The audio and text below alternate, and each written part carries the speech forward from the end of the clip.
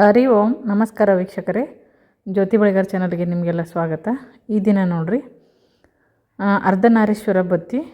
ಈ ಒಂದು ಬತ್ತಿಯನ್ನು ಯಾವಾಗ ಹಚ್ಚಬೇಕು ಮತ್ತು ಎಲ್ಲಿ ಹಚ್ಚುವಂಥದ್ದು, ಆನಂತರ ಈ ಬತ್ತಿಯ ಪ್ರಯೋಜನ ಏನು ಅನ್ನೋದನ್ನು ಈ ವಿಡಿಯೋದಲ್ಲಿ ನೋಡ್ತಾ ಹೋಗೋಣ. ಮತ್ತು ಯಾರು ಈ ಬತ್ತಿಯನ್ನು ಹಚ್ಬೋದು ಅಂತ ಅದನ್ನು ಕೂಡ ನೋಡ್ತಾ ಹೋಗೋಣ. ನೋಡ್ರಿ, ಮೊದಲು ನೋಡ್ರಿ ಈ ಅರ್ಧನಾರೀಶ್ವರ ಬತ್ತಿಯನ್ನು ಮಾಡೋಕ್ಕೆ ಮೊದಲು ಶುದ್ಧವಾದ ಒಂದು ಹತ್ತಿ ತೊಗೊಂಡು ಅದರಿಂದ ಈ ಥರ ಎಳೆಯನ್ನು ತೆಗಿಬೇಕು.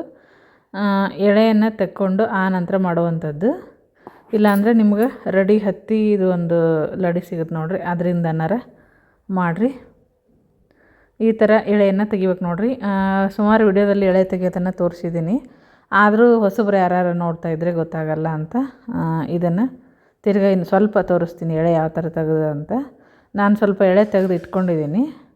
ಇದಕ್ಕೆ ಎಷ್ಟು ಎಳೆ ಬೇಕು ಏನು ಅನ್ನೋದನ್ನು ನೋಡ್ತಾ ಹೋಗೋಣ. ಸ್ವಲ್ಪ ಎಳೆ ಮಾಡಿ ಇಟ್ಕೊಂಡು ಆ ನಂತರ ಮಾಡಿದ್ರೆ ಸರಿ ನೋಡಿರಿ. ಸಣ್ಣದನ್ನು ಮಾಡ್ಕೊಬೋದು ನೀವು, ಬತ್ತಿಯನ್ನು ದೊಡ್ಡದು ಮಾಡ್ಕೊಬೋದು. ಈ ಥರ ಎಳೆಯನ್ನು ತಕ್ಕೋಬೇಕು ನೋಡಿರಿ. ಹಾಲು ಅದ್ದಿ ತೆಗಿತಾ ಇದ್ದೀನಿ ನಾನು. ಹಾಲು ಅದು ಸೈಡಿಗಿದೆ, ಹಾಲು ಸ್ವಲ್ಪ ನೀರು ಮಿಕ್ಸ್ ಮಾಡಿಕೊಂಡು ಅದಕ್ಕೆ ಅದ್ದಿ ಈ ಥರ ಎಳೆಯನ್ನು ತೆಗಿಬೇಕು ನೋಡಿರಿ. ಇಷ್ಟು ಎಳೆಯನ್ನು ತೆಗೆದು ಇಟ್ಕೊಂಡಿದ್ದೀನಿ ನಾನು. ಎರಡು ಮಾಡಬೇಕು ನೋಡಿರಿ. ಈ ಅರ್ಧನಾರೀಶ್ವರ ಬತ್ತಿ ಅಂತ ಕರೀತಾರೆ. ಅನ್ಯೋನ್ಯ ದಾಂಪತ್ಯಕ್ಕೆ ಮತ್ತು ದಾಂಪತ್ಯದಲ್ಲಿ ಏನಾದರೂ ಕಲಹ ಇತ್ತಪ್ಪ ಅಂತಂದ್ರೆ ಅಂಥವರು ಈ ಬತ್ತಿಯನ್ನು ಹಚ್ಚುವಂಥದ್ದು ನೋಡಿರಿ. ಅಥವಾ ನಮಗಿನ ಒಳ್ಳೆಯದಾಗಲಿ ಅಂತಲೂ ಕೂಡ ಹಚ್ಬೋದು. ಸೋಮವಾರ ಹಚ್ಚುವಂಥ ಬತ್ತಿ ಇದು. ಈ ಥರ ಎಳೆಯನ್ನು ತೆಗೆದು ಇಟ್ಕೋಬೇಕು. ಬತ್ತಿ ಇದು ನೋಡಿರಿ, ಅಂಗಡೀಲಿ ಸಿಗುತ್ತೆ. ಏನೂ ಕಸ ಏನೂ ಇರಬಾರ್ದು ಅದರಲ್ಲಿ. ಇದು ರೆಡಿ ಹತ್ತಿ ನೋಡ್ರಿ. ಇದು ಕಾಳು ಹತ್ತಿ. ನೀವು ಕಾಳು ಬಿಡಿಸೋದಾತಪ್ಪ ಅಂದ್ರೆ ಕಾಳು ಬಿಡಿಸಿ ಆ ನಂತರ ಈ ಥರ ಎಳೆಯನ್ನು ತಕ್ಕೋಬೇಕು. ಮತ್ತು ಇದನ್ನು ವಿವಾಹ ಭಾಗ್ಯದ ಬತ್ತಿ ಅಂತ ಕೂಡ ಕರೀತಾರೆ. ಮದುವೆ ಆಗದೇ ಇರೋರು ಕೂಡ ಮೊದಲು ಈ ಬತ್ತಿಯನ್ನು ಮಾಡಿ ಒಳ್ಳೆ ಪತಿ ಸಿಗಲಿ ಅಂತಲೂ ಬತ್ತಿಯನ್ನು ಮಾಡ್ಕೋಬೋದು ನೋಡಿರಿ. ಮಾಡಿ ಹಚ್ಚಬೇಕು ಇದನ್ನು ಸೋಮವಾರ, ಇಲ್ಲಾಂದ್ರೆ ಶ್ರಾವಣ ಮಾಸದಲ್ಲಿ ಹಚ್ಚುವಂಥದ್ದು. ಮತ್ತು ಕೆಲವು ವಿಶೇಷವಾದ ಪೂಜೆ ಪುನಸ್ಕಾರ ಟೈಮಲ್ಲಿ ಕೂಡ ಹಚ್ಕೋಬೋದು. ಮತ್ತು ಅದ್ರ ಜೊತೆಗೆ ಏನಪ್ಪ ಅಂದರೆ ಚಾತುರ್ಮಾಸ ಬರುತ್ತೆ ನೋಡಿರಿ, 4 ತಿಂಗಳು. ಚಾತುರ್ಮಾಸದಲ್ಲಿ ಕೂಡ 4 ತಿಂಗಳು ಪ್ರತಿ ಸೋಮವಾರ ಈ ಒಂದು ಬತ್ತಿಯನ್ನು ಹಚ್ಚುವಂಥದ್ದು ನೋಡಿರಿ. ಈ ಥರ ಎಳೆಯನ್ನು ತೆಗಿಬೇಕು. ಸ್ವಲ್ಪ ಜಾಸ್ತಿ ಎಳೆ ಬೇಕಾಗುತ್ತೆ, ಹಾಗಾಗಿ ಒಂದಷ್ಟು ಮಾಡಿ ಇಟ್ಕೊಂಡಿದ್ದೀನಿ ನೋಡಿರಿ. ಯಾರ ಒಂದು ವೈವಾಹಿಕ ಜೀವನದೊಳಗೆ ಚೆನ್ನಾಗಿರೋದಿಲ್ಲ ಅವರು ಕೂಡ ಈ ಒಂದು ಬತ್ತಿಯನ್ನು ಮಾಡ್ಕೋಬೋದು. ಮಾಡಿ ಎಣ್ಣೆಯಲ್ಲಿ ಅಥವಾ ತುಪ್ಪದಲ್ಲಿ ನೆನೆಸಿ ದೀಪವನ್ನು ಹಚ್ಚುವಂಥದ್ದು. ಪೂರ್ತಿ ವಿಡಿಯೋ ನೋಡಿದ್ರೆ ಬತ್ತಿ ಯಾವ ಥರ ಇರುತ್ತೆ ಅಂತ ಗೊತ್ತಾಗುತ್ತೆ ನೋಡಿರಿ. ಪ್ರತಿ ಸೋಮವಾರ ಇದನ್ನು ಶಿವನ ಒಂದು ದೇವಸ್ಥಾನದಲ್ಲಿ ಆದರೂ ಹಚ್ಬೋದು, ಇಲ್ಲಪ್ಪ ಅಂತಂದ್ರೆ ಮನೆಯಲ್ಲಿ ಹಚ್ಬೋದು ನೋಡಿರಿ. ಈ ಒಂದು ಬತ್ತಿ ನೋಡಿರಿ ರುದ್ರದೇವರಿಗೆ ಸಂಬಂಧಿಸಿರುವಂಥದ್ದಾಗಿದೆ. ರುದ್ರದೇವರಿಗೆ ಹಚ್ಚುವಂಥ ಒಂದು ಬತ್ತಿ ಅಂತಲೇ ಹೇಳ್ಬೋದು. ದಂಪತಿಗಳಲ್ಲಿ ನೋಡಿರಿ ಯಾವುದೇ ಭಿನ್ನಾಭಿಪ್ರಾಯ ಮತ್ತು ಮನಸ್ತಾಪಗಳಿತ್ತಪ್ಪ ಅಂತಂದ್ರೆ ಅದು ಕಡಿಮೆ ಆಗತ್ತೆ ನೋಡಿರಿ. ದಾಂಪತ್ಯ ಜೀವನ ನೋಡಿರಿ ಸುಖಮಯ ಆಗಿರುತ್ತಂತ ಹೇಳ್ಬೋದು. ಈ ಒಂದು ಬತ್ತಿಯನ್ನು ಯಾವ ಥರ ಮಾಡಬೇಕು ಅಂತ ನೋಡೋಣ. ಈ ಥರ ಎಳೆಯನ್ನು ತೆಗೆದು ಇಟ್ಕೋಬೇಕು. ಮೊದಲು ಇಟ್ಕೊಂಡು ಆ ನಂತರ ಕೈ ಬೆರಳಲ್ಲಿ ಸುತ್ತಬೇಕಿದನ್ನು. ಬತ್ತಿ ಎಳೆಯನ್ನು ನೋಡಿರಿ ಈ ಥರ ಕೈಗೆ ಸುತ್ಕೋಬೇಕು. ಕೈಗೆ 2 ಬೆರಳಿಗಾದರೂ ಸುತ್ಕೊಳ್ರಿ, ಇಲ್ಲ ನಾನು 4 ಬೆರಳಿಗೆ ಸುತ್ತಕೊಂಡು ತೋರಿಸ್ತಾ ಇದ್ದೀನಿ ನೋಡಿರಿ. ಸಣ್ಣ ಸೈಜಲ್ಲಿ ಕೂಡ ಮಾಡ್ಕೋಬೋದು. ಈ ಥರ ಎಳೆಯನ್ನು ಸುತ್ಕೋಬೇಕು. 54 ಎಳೆಗಳನ್ನು ಸುತ್ಕೋಬೇಕು ನೋಡಿರಿ. ಇಲ್ಲ ಅಂದರೆ ಈ ಥರ ನಿಮ್ಗೆ ಇದು ಮಾಡೋಕ್ಕಾಗೋದಿಲ್ಲ ಅಂದರೆ ಈ ಥರ ರೆಡಿ ಸಿಗ್ತಾವಲ್ಲ, ಇದರಿಂದನೇ ಎಳೆಯನ್ನು ಜೋಡಿಸ್ಕೊಂಡು ಮಾಡ್ಕೋಬೋದು ನೀವು. ನಿಮ್ಗೆ ಟೈಮ್ ಇಲ್ಲ ಅಂತ ಅನ್ನೋದಾತಪ್ಪ ಅಂದ್ರೆ ಈ ಥರ ಎಳೆ ತೆಗಿಯೋಕ್ಕಾಗಿಲ್ಲ ಅಂದರೆ ಆ ಥರನ ಯೂಸ್ ಮಾಡ್ಕೋಬೋದು. ಸ್ವಲ್ಪ ಹಸಿಯಾಗಿರೋದ್ರಿಂದ ಬೇಗ ಕಟ್ಟಾಗುತ್ತೆ. ಹುಷಾರಾಗಿ ಈ ಎಳೆಯನ್ನು ಹಾಕೋಬೇಕು. 54 ಎಳೆಗಳನ್ನು ಸುತ್ಕೋಬೇಕು ನೋಡಿರಿ ಕೈಗೆ.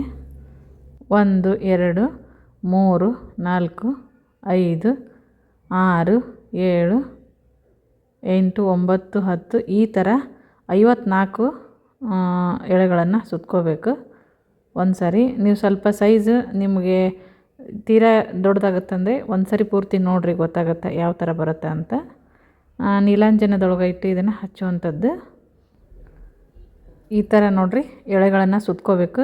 ನೀವು ರೆಡಿ ಬತ್ತಿ ಸಿಗುತ್ತಲ್ಲ ಅದಾದರೆ ಸ್ವಲ್ಪ ಎಳೆ ಒಂಚೂರು ದಪ್ಪ ಇರೋದ್ರಿಂದ ಬೇಗ ಆಗುತ್ತೆ, ಮತ್ತು ಆ ಥರ ಏನು ಕಟ್ ಆಗೋದಿಲ್ಲ ನೋಡಿರಿ. ಇದಾದರೆ ಆಗಂಗಿಲ್ಲ, ಸ್ವಲ್ಪ ಆರಬೇಕಂದ್ರೆ ಇದು ಸ್ವಲ್ಪ ಮೊದಲು ಎಳೆನ ಬಿಡಿಸಿಟ್ಕೊಂಡ್ರೆ ಈಸಿ ಆಗುತ್ತೆ ನೋಡಿರಿ. ಈ ಥರ 54 ಎಳೆಗಳನ್ನು ಸುತ್ಕೋಬೇಕು. 54 ಎಳೆಗಳ ಸುತ್ತಿದ ಮೇಲೆ ನೋಡಿರಿ ಇದನ್ನು ಈಗೇನು ಮೇಲೆ ಬೆರಳು ಮೇಲೆ ಐತಲ್ಲ ಅಲ್ಲಿ ಕಟ್ ಮಾಡ್ಕೋಬೇಕು. ಕತ್ತರಿಯಿಂದರಾಗಿರಲಿ ಅಥವಾ ಕೈಯಿಂದರಾಗಿರಲಿ, ಆ ಥರ ಕಟ್ ಮಾಡಿಕೊಂಡು ಮಾಡ್ಬೇಕು ನೋಡಿರಿ ಬತ್ತಿಯನ್ನು. ಈ ಥರ ಅದು ಒಂದು ಕಡೆ ಮಾತ್ರ ನಾನು ಕಟ್ ಮಾಡೀನಿ. ಈಗ ಮತ್ತು ಸಮಭಾಗ ಅಂದರೆ ಹಿಂಗೆ ಒಂದು ಕಡೆ ಮಾಡಿದ್ದೀನಿ, ಈಗ ಇನ್ನೊಂದು ಕಡೆನೂ ಮಾಡಬೇಕು. ಅಂದರೆ ಅದರೊಳಗೆ ಸಮವಾಗಿ 2 ಭಾಗವನ್ನು ಮಾಡ್ಕೋಬೇಕು. 54 ಎಳೆ ತೊಗೊಂಡಿದ್ವಲ್ಲ ಅದ್ರಾಗ ಸಮವಾಗಿ 2 ಭಾಗವನ್ನು ಮಾಡಬೇಕು.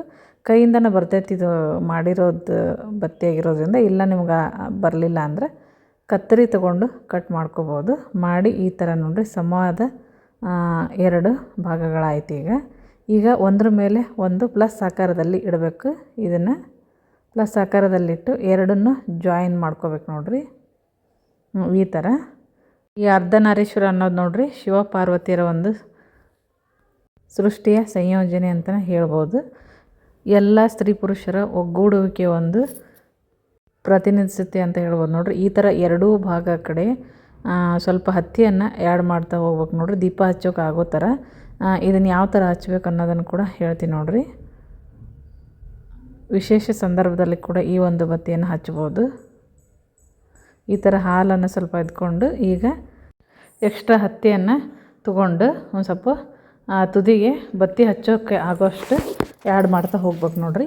ಸರಳ ಐತಿ, ಈ ಥರ ಮಾಡ್ಬೇಕು. ಇದನ್ನು 54 ಎಳೆಗಳ ತಗೊಂಡು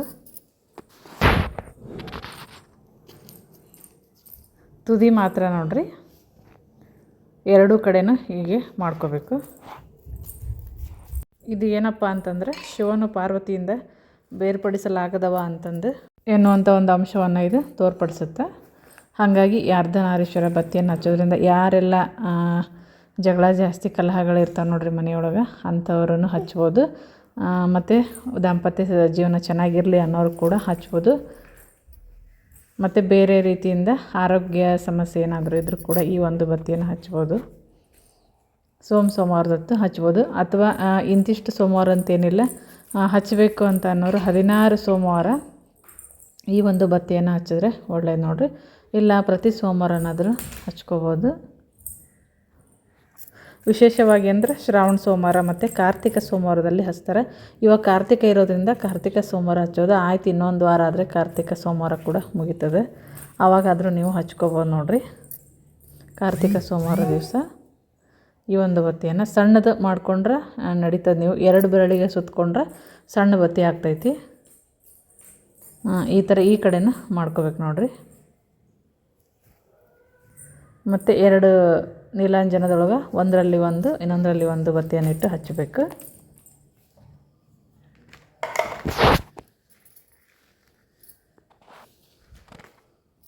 ಪುರುಷ ಮತ್ತು ಸ್ತ್ರೀಯರ ನೋಡಿರಿ ಪರಿಪೂರ್ಣ ಸಂಯೋಜನೆ ಅಂತಲೇ ಹೇಳ್ಬೋದು ನೋಡಿರಿ. ಶಿವನ ಒಂದು ಈ ಅರ್ಧನಾರೀಶ್ವರ ರೂಪ.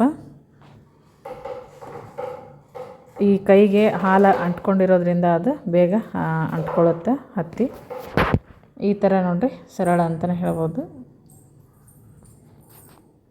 ಕೆಲವೊಂದು ಸಮಯದಲ್ಲಿ ಕೆಲವೊಂದಿಷ್ಟು ಬತ್ತಿಗಳನ್ನು ಮಾಡೋದು ಕೂಡ ಶ್ರೇಷ್ಠ.